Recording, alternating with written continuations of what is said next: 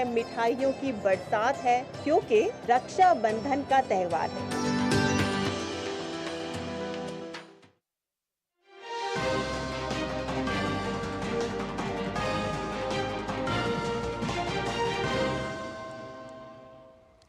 नमस्कार, मैं हूं अश्विनी कुमार मिश्र। दिन भर की सभी खबरों को समेटकर हम हाजिर हैं। सबसे पहले नजर डालते हैं सुर्खियों पर।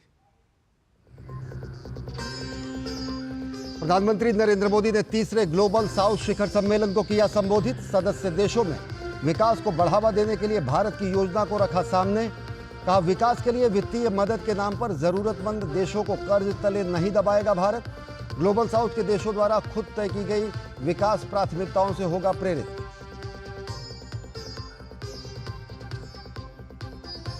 तीसरे ग्लोबल साउथ शिखर सम्मेलन के दौरान घरेलू मामलों में बाहरी राजनीतिक हस्तक्षेप का मुद्दा भी उठा। विदेश मंत्री डॉक्टर एस जयशंकर ने कहा, सदस्य देशों ने इसे बताया चिंता का विषय। सम्मेलन में उठा गाजा और यूक्रेन में जारी तनाव का मुद्दा।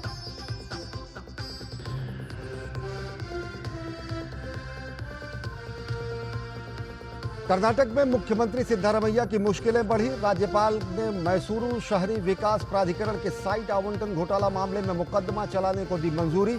भाजपा का आरोप, घोटाले में शामिल हैं मुख्यमंत्री और उनका परिवार।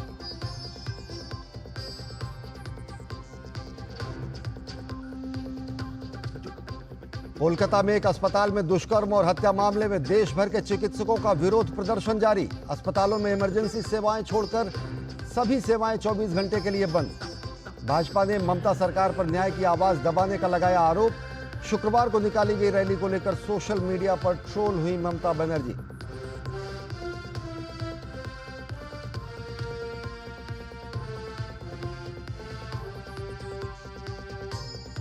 भाजपा 1 सितंबर से चलाएगी देशव्यापी सदस्यता अभियान।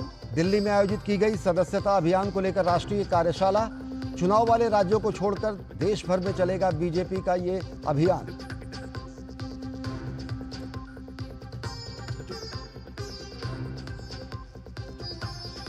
राजस्थान के उदयपुर में 2 बच्चों की झड़प के बाद पैदा हुए तनाव से निपटने में जुटा प्रशासन।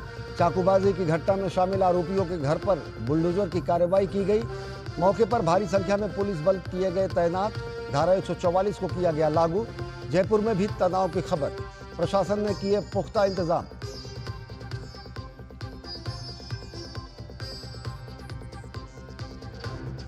देश में मंकी पॉक्स का कोई मरीज सामने नहीं आया। विश्व स्वास्थ्य संगठन के अंतर्राष्ट्रीय स्वास्थ्य आपातकाल घोषित करने के बाद स्वास्थ्य मंत्री जगत प्रकाश नड्डा ने स्थिति और तैयारियों की समीक्षा की। बीमारी के प्रसार को नियंत्रित करने के लिए एहतियाती उपाय उठाने का लिया निर्णय।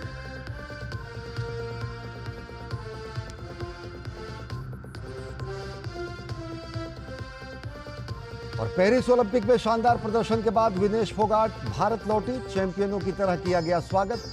पहलवान बजरंग पूनिया के तिरंगे के अपमान पर भड़का भारतीय समुदाय। सोशल मीडिया पर जमकर हो रही है आलोचना।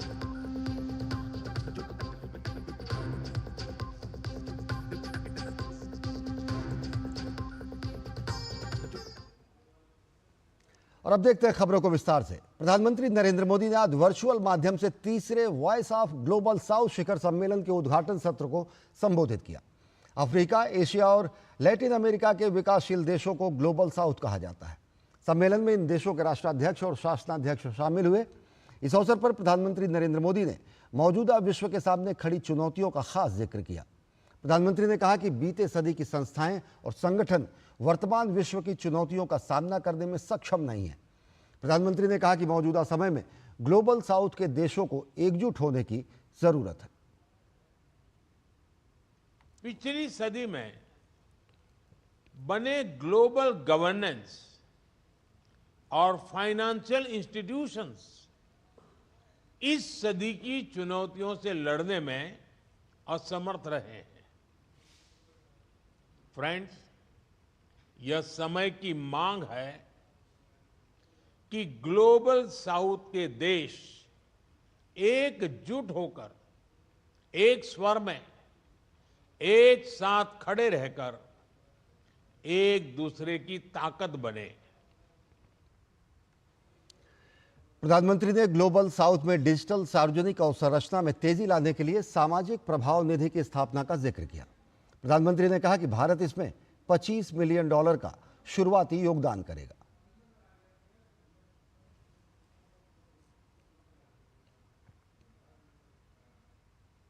आज मैं आपके सामने भारत की ओर से एक व्यापक ग्लोबल डेवलपमेंट कॉम्पैक्ट का प्रस्ताव रखना चाहता हूं।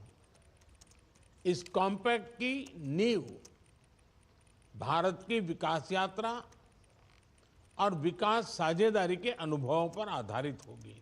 यह कॉम्पैक्ट ग्लोबल साउथ के देशों द्वारा स्वयं निर्धारित की गई विकास प्राथमिकताओं से प्रेरित होगा। यह ह्यूमन सेंट्रिक होगा और विकास के लिए मल्टी डायमेंशनल होगा और मल्टी सेक्टोरल अप्रोच को आगे बढ़ाएगा। यह डेवलपमेंट फाइनेंस के नाम पर जरूरतमंद देशों को कर्ज तले नहीं दबाएगा। ग्लोबल साउथ में डीपीआई में तेजी लाने के लिए हमने सोशल इम्पैक्ट फंड बनाया है। भारत इसमें $25 मिलियन का शुरुआती योगदान करेगा। फ्रेंड्स, हेल्थ सिक्योरिटी के लिए हमारा मिशन है वन वर्ल्ड वन हेल्थ और हमारा विजन है आरोग्य मैत्री, यानी फ्रेंडशिप फॉर हेल्थ। और प्रधानमंत्री नरेंद्र मोदी ने ग्लोबल साउथ के विभिन्न क्षेत्रों में सहयोग देने की भारत की प्रतिबद्धता को एक बार फिर व्यक्त किया।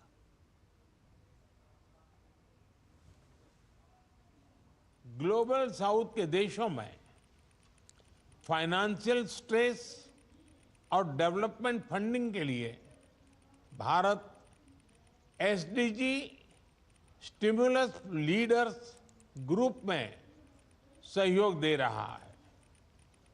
हम ग्लोबल साउथ को सस्ती और प्रभावी जेनरिक दवाइयां उपलब्ध कराने के लिए काम करेंगे। हम औषधि रेगुलेटर्स के प्रशिक्षण में भी सहयोग करेंगे। कृषि क्षेत्र में नेचुरल फार्मिंग के अपने अनुभव और टेक्नोलॉजी साझा करने में हमें खुशी होगी। ग्लोबल साउथ समिट की तीसरी बैठक का समापन भी हो गया। विदेश मंत्री डॉक्टर एस जयशंकर ने बताया कि इसका मुख्य विषय टिकाऊ भविष्य के लिए ग्लोबल साउथ को सशक्त बनाना था। उन्होंने सम्मेलन को सफल बताते हुए कहा कि इसमें वैश्विक चुनौतियों से संबंधित विषयों पर चर्चा हुई। I essentially culled out 10 points of importance which were overlapping, which were, I think, broadly reflective of the sentiment of the discussions. And this is at the leaders level.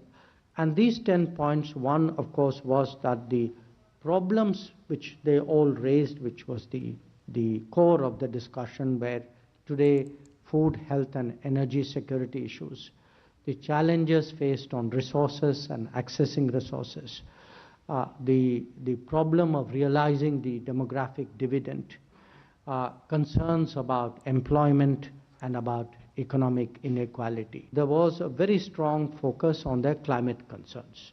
So almost every leader spoke about the extreme weather. Many referred to the emissions challenge, growing pollution. A few of them brought up specifically water issues, biodiversity, and the small island developing states were particularly articulate about their predicament. विदेश मंत्री doctor S Jaishankar ने कहा कि बांग्लादेश के अंतरिम सरकार के मुख्य सलाहकार मोहम्मद यूनुस ने सम्मेलन में बांग्लादेश में मौजूदा चुनौतियों का जिक्र किया। We've just concluded the third Voice of the Global South Summit. It began with a leaders session in the morning and it's just concluded with a session of the foreign ministers.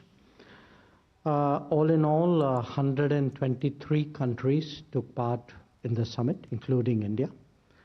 At the level of head of state, head of government, there were 21 countries. There were 118 ministers, not counting the foreign ministers, and there were 34 foreign ministers. There were also 5 multilateral development banks. As I said, we had an inaugural session, and then there were 10 ministerial sessions, 2 foreign ministers, a health, youth, finance, trade, IT, energy, education, and environment. The main theme of the third Voice of Global South Summit was Empowered Global South for a Sustainable Future.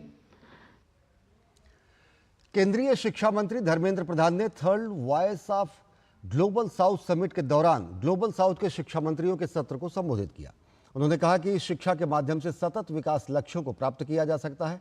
साथ ही धर्मेंद्र प्रधान ने कहा कि प्रधानमंत्री नरेंद्र मोदी के नेतृत्व में भारत ने राष्ट्रीय शिक्षा नीति 2020 प्रस्तुत की है, जिससे 21वीं सदी में ज्ञान आधारित अर्थव्यवस्था की ओर भारत अग्रसर हुआ है।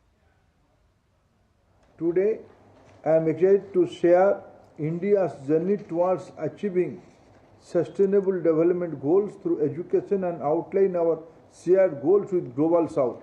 Education is crucial in this context, not just for imparting skills but for nurturing talent, fostering innovation, and building resilient communities. It can serve as a powerful catalyst for sustainable development. Education is a cornerstone of Prime Minister Narendra Modi's vision of Vikasit Bharat or Developed India. Under his leadership, we introduced the National Education Policy 2020, which aims to position India as a 21st century knowledge economy. खबरें अभी और भी है, लेकिन वक्त हो चला एक छोटे से ब्रेक का। देखते रहिए डीडी न्यूज।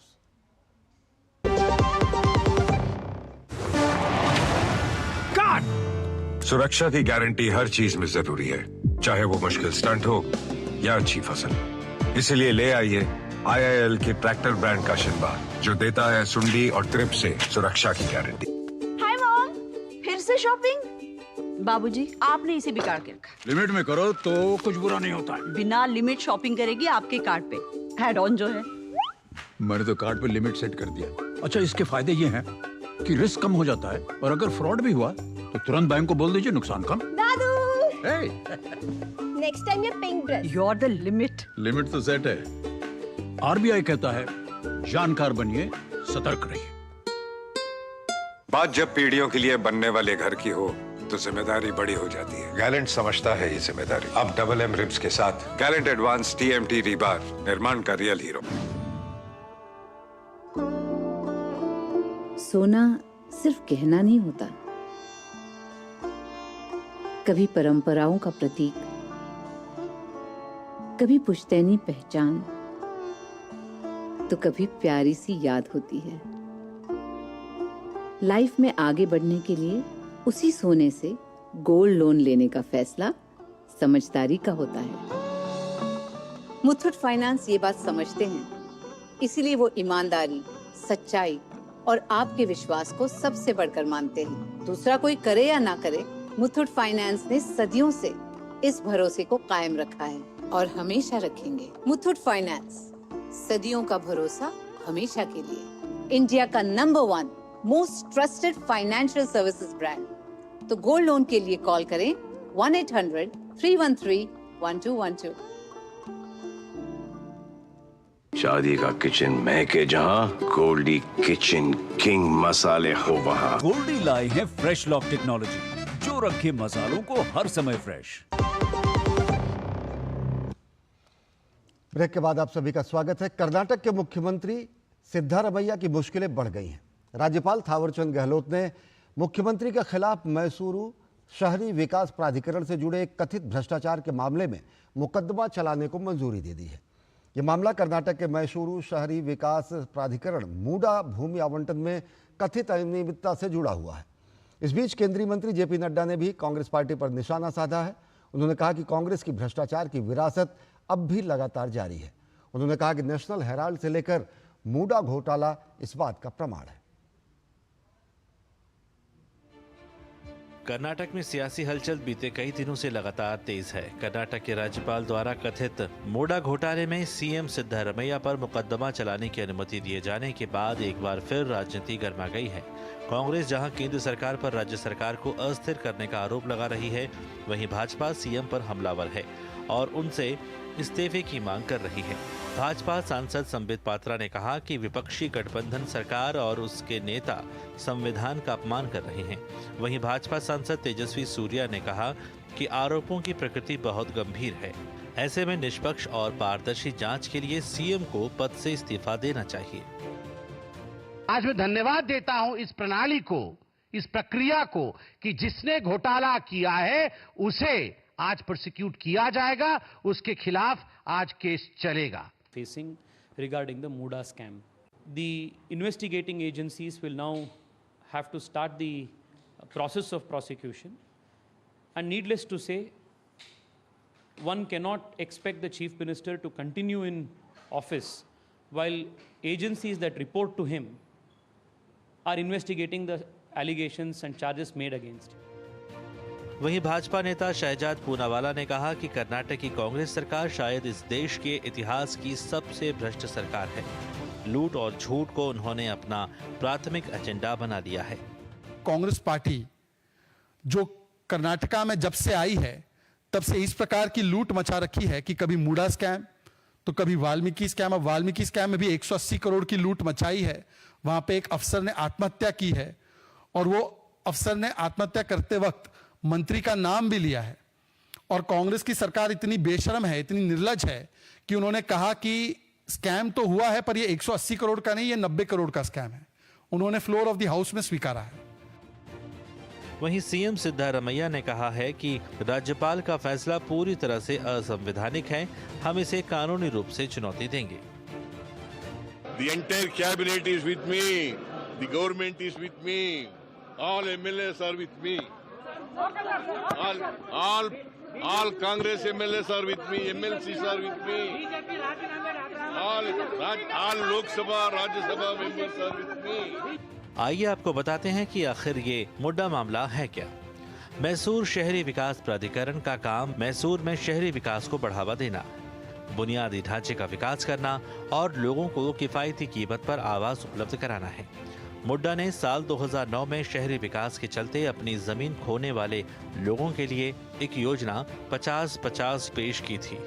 इस योजना के तहत जिन लोगों की जमीन अधिग्रहित की जाएगी उन्हें मुड्डा द्वारा विकसित भूमि की 50-50 ये प्लॉट आवंटित किए जाएंगे। हालांकि साल 2020 में तत्कालीन भाजपा सरकार ने इस योजना को बंद कर दिया था। हालांकि योजना बंद होने के बाद भी मुड्डा ने 50-50 योजना को जारी रखा और इसके तहत जमीनों का अधिग्रहण और आवंटन जारी रखा। दरअसल मुड्डा कर्नाटक की राज्य स्तरीय विकास एजेंसी है।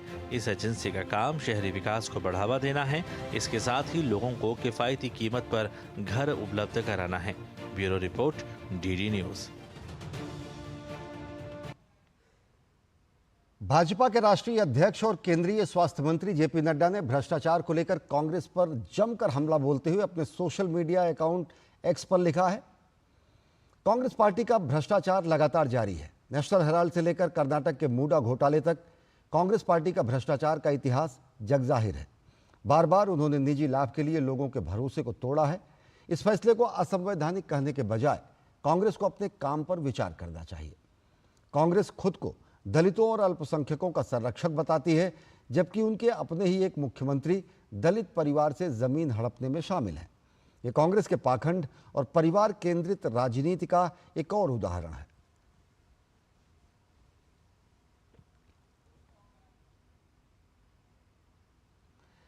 और कोलकाता के आरजी कर मेडिकल कॉलेज में महिला डॉक्टर के साथ हुए जघन्य अपराध को लेकर पूरे देश में आक्रोश है। डॉक्टरों ने जमकर प्रदर्शन किया है। घटना को लेकर उत्तर प्रदेश, दिल्ली, राजस्थान, आंध्र प्रदेश, ओडिशा समेत अन्य राज्यों में डॉक्टरों ने व्यापक विरोध प्रदर्शन किया है। और इस सबके बीच केंद्रीय स्वास्थ्य मंत्रालय ने डॉक्टरों और स्वास्थ्य कर्मियों की सुरक्षा सुनिश्चित करने का आश्वासन दिया है। इंडियन मेडिकल एसोसिएशन के देश भर के सभी छोटे बड़े अस्पतालों में बंदी के ऐलान का असर स्वास्थ्य सेवाओं पर देखा गया। इस दौरान इमरजेंसी सेवाएं चालू रहीं, लेकिन ओपीडी के साथ बाकी सेवाएं बंद रहीं। कोलकाता के आरजी कर मेडिकल कॉलेज एंड हॉस्पिटल में ट्रेनी डॉक्टर के साथ दुष्कर्म और मर्डर की घटना के विरोध में देश भर के डॉक्टर आक्रोशित हैं। इसी क्रम में वो हड़ताल पर रहे। Our plan of action is to continue cease work of emergency and non-emergency services till our demands are met. We also would like to say that we'll stand in solidarity with the nursing staff and nursing students of RG Kar MCH, and we strongly condemn the shameful tactics of the Deputy Nursing Superintendent, the Nursing Superintendent and other higher officials attempting to hamper their support. Uttar Pradesh की राजधानी लखनऊ में भी चिकित्सकों ने कोलकाता की घटना को लेकर रोष व्यक्त किया। यहाँ पे काफ़ी सारी बेसिक फैसिलिटीज़ नाइट पे काफ़ी चीज़ों का दिक्कतों का सामना करना पड़ता है, तो इन सारी मांगों को रखते हुए हम लोग आगे बढ़ रहे हैं। साथ साथ हमारा ये प्रोटेस्ट भी चल रहा है। दूसरी चीज़ है कि हम लोग अभी तक इमरजेंसी सर्विसेज को रख रहे हैं और नॉन इमरजेंसी सर्विसेज को भी हम लोग किसी भी तरीके से मैनेज कर रहे हैं। जो वर्क प्लेस होता है किसी भी प्रोफेशन के लिए वो घर जैसा ही होता है, और घर में अगर महिला सेफ नहीं रहेगा तो कहाँ पे रहेगा। मांग है न्याय की, आवाज उठाई है सब लोगों ने मिलकर। अब इनके साथ आईएमए के डॉक्टर भी आ गए हैं। इसके साथ इनकी ये मांग है कि अपने कार्य क्षेत्र पर पूरी सुरक्षा मिले और दोषियों को सख्त से सख्त सजा दी जाए, यही इनकी मांग है।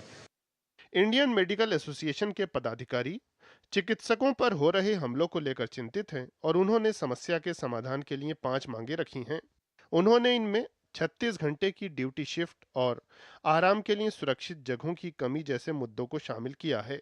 गौरतलब है कि आरजी कर अस्पताल की पीड़ित डॉक्टर भी 36 घंटे की ड्यूटी कर रही थी। आईएमए ने एक केंद्रीय कानून की मांग की है जिसमें 2023 में महामारी रोग अधिनियम 1897 में किए गए संशोधनों को शामिल किया जाए। ऐसा माना जा रहा है कि इससे 25 राज्यों में मौजूदा कानून और मजबूत होंगे। डॉक्टरों के संगठन ने अपराध की एक निश्चित समय सीमा के भीतर सावधानी पूर्वक और पेशेवर जांच और न्याय दिलाने की मांग की है। इसके साथ ही 14 अगस्त की रात आरजी कर अस्पताल परिसर में तोड़फोड़ में शामिल लोगों की पहचान करने और उन्हें कड़ी सजा देने की मांग की गई है। सभी अस्पतालों के सुरक्षा प्रोटोकॉल किसी हवाई अड्डे से कम नहीं होने चाहिए। अस्पतालों को अनिवार्य सुरक्षा अधिकारों के साथ सुरक्षित क्षेत्र घोषित करना पहला कदम है। सीसीटीवी कैमरे, सुरक्षा कर्मियों की तैनाती और प्रोटोकॉल का पालन किया जा सकता है। साथ ही पीड़िता के परिवार को उचित और सम्मानजनक आर्थिक सहायता देने की मांग भी की गई है। इस बीच केंद्रीय स्वास्थ्य मंत्रालय ने डॉक्टरों और स्वास्थ्य कर्मियों की सुरक्षा सुनिश्चित करने का आश्वासन दिया है। मंत्रालय ने डॉक्टरों के प्रतिनिधिमंडलों के साथ बैठक के बाद सभी कदम उठाने का आश्वासन दिया। साथ ही स्वास्थ्य पेशेवरों की सुरक्षा सुनिश्चित करने के उपाय सुझाने के लिए एक समिति बनाई जाएगी। राज्य सरकारों सहित सभी हितधारकों के प्रतिनिधियों को समिति के साथ अपने सुझाव साझा करने के लिए आमंत्रित किया जाएगा। बैठक के दौरान रेखांकित किया गया कि बहुत से राज्य पहले ही अपने यहाँ स्वास्थ्य कर्मियों की सुरक्षा के लिए कानून पारित कर चुके हैं। कोलकाता की घटना को लेकर ममता सरकार लगातार निशाने पर है। शुक्रवार को राज्य की मुख्यमंत्री ममता बनर्जी ने कोलकाता में प्रदर्शन किया था, जिसे लेकर वो लगातार आलोचनाओं में घिरी हुई हैं। इस बेटी के लिए, न्याय के लिए आवाज उठाने वाले 43 डॉक्टर्स को पश्चिम बंगाल की सरकार ने ट्रांसफर करने का निर्देश दे दिया है और ट्रांसफर उनकी कई दूर दराज इलाकों में भी की गई है, as if to punish them, to penalize them. Paschim Bengal में महिला डॉक्टर के साथ दुष्कर्म और हत्या मामले की जांच सीबीआई कर रही है। वो जांच के लिए मेडिकल कॉलेज और अस्पताल पहुंची। केंद्रीय मंत्री सुकांत मजुमदार ने कहा कि सीबीआई जांच कर रही है और उस पर भरोसा करना चाहिए। वहीं बहुजन समाज पार्टी की प्रमुख मायावती ने कोलकाता में महिला डॉक्टर के साथ रेप और हत्या मामले को लेकर ममता सरकार और इंडी गठबंधन पर निशाना साधा है। मायावती ने कहा कि बंगाल में लेडी डॉक्टर के साथ हुए रेप मर्डर की जघन्यता पर पूरा देश चिंतित और आक्रोशित है, फिर भी टीएमसी सरकार अपने बचाव में इसे धार्मिक और राजनीतिक रंग देने में लगी है। ब्यूरो इनपुट के साथ लखनऊ से विकास सिंह और कोलकाता से प्रसन्नजीत की रिपोर्ट, टीडी न्यूज। और खबरें अभी और भी, लेकिन वक्त हो चला एक छोटे से ब्रेक का। देखते रहिए डीडी न्यूज।